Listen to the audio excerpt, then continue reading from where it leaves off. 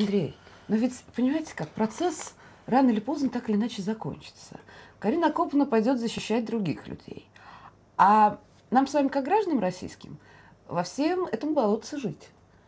И я знаю, что ваши, так сказать, люди, которые вам не чужие, я имею в виду партию «Правое дело», они сейчас борются за одного из таких людей, который, вопреки все тому же закону о том, что за экономические преступления нельзя помещать под арест, он сидит, находится в следственном изоляторе, и в суде им говорят: да что вы говорите, сидел и будет сидеть. И это происходит каждый день. И люди, которых выгоняют из Южного Бутова, это алло, привет, ау, привет от Ходорковского. Разве не так? Как мы-то с этим жить будем? Да, безусловно, так. И, безусловно, с этим нужно бороться. Ну, дальше там просто каждый для себя решает, он борется с этим на баррикадах, если еще чувствует себя в состоянии лазить по баррикадам. Вот. Или он борется как публицист с этим, что там как-то мы с вами пытаемся имитировать. Значит, или он борется с этим как некий политический деятель. Вопрос дальше уже другой.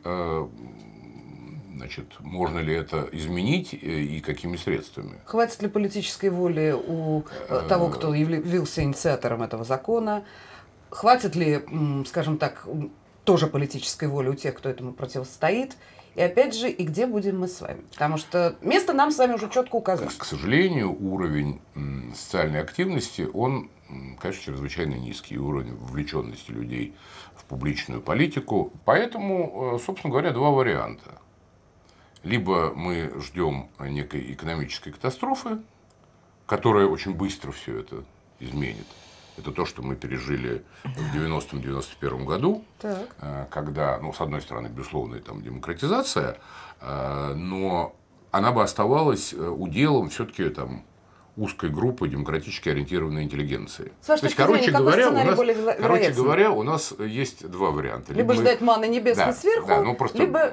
мы это в нашей истории же все уже проходили, причем самый новейший. В общем, либо мы с вами ждем 85-го года, либо 91-го. Карин, а как вы считаете, вот сейчас прозвучала такая, я бы сказала, опять же, иллюзия, мечта, что вот в 2000... Каком у нас выборы-то будут? В 12-м, ну и 11-м. Вот они сейчас всех выберут, успокоятся и уже, зайдя в тупик, все-таки возьмут да выпустят наших сидельцев. Попробуйте оценить эту историю с точки зрения своего профессионального шеста. Я полагаю, что, к сожалению, никаких оснований у властьпридержащих пускать Ходорковского не появилось по сравнению с их желанием в 2003 году их запереть. Я полагаю, что власть добровольно их не отпустит. Могут произойти разные сценарии. В какой-то степени интерес европейского сообщества к этому делу, в какой-то степени вообще интерес мирового сообщества, может быть, каким-то образом воздействует на решение по их делу, те решения, которые мы ожидаем в Европейском суде. Ведь есть нормы в российском законодательстве, в том же Уголовно-процессуальном кодексе, который у Лахтина на столе. Да, у меня тоже. Которые обязывают пересмотреть дело, если установлено нарушение права, например, на справедливый суд. И Российская Федерация со всех ног теряет тапочки. Да, представьте себе, Нателла, она обязана будет, власть, обязана будет обратить это дело к новому рассмотрению. Но тогда окажется, что нахождение под стражей в течение этого времени, оно будет ничем не оправдано. Ведь нахождение сейчас Платона Леонидовича, Михаила Борисовича в условиях СИЗО, оно уже незаконное. То есть определенные критерии, которые наша власть все равно должна выдерживать. Это критерии справедливого судебного разбирательства, которые продиктованы параграфами там, статьи 6 Европейской конвенции. И это минимальные требования, предъявляемые к вопросам, при решении вопросов о мере пресечения содержания под стражей. Я прошу прощения, что занимаюсь самоцитированием сегодня. Мне не свойственно, но я просто отвечал тоже вот на блоге на вопрос. Значит, собственно, вот может ли Медведев стать там, условно лидером оппозиции?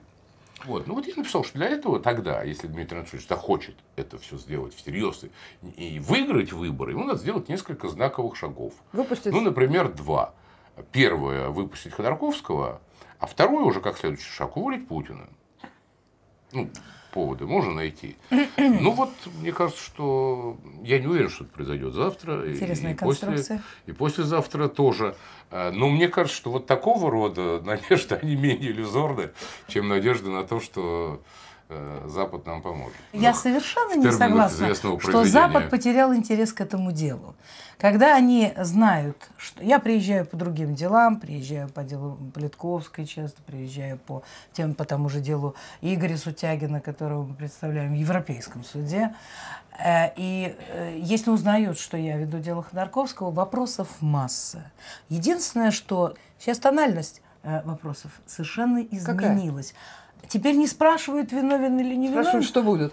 Как помочь и что будет. И я не говорю о том, что Запад поможет. Я знаю, что есть механизмы, которые точно помогают. Но только для этого надо выиграть дело в Европейском суде.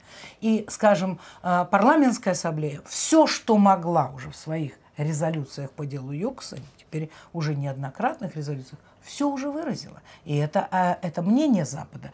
Ну что ж, у нас остается масса возможностей, как то ждать немножечко манны небесной, надеяться на то, что существует механизм решения таких вопросов при, так сказать, наличии доказательной базы. И Ходорковский, и Лебедев, и Лахтин, и Данилкин, и Путин, и все это мы.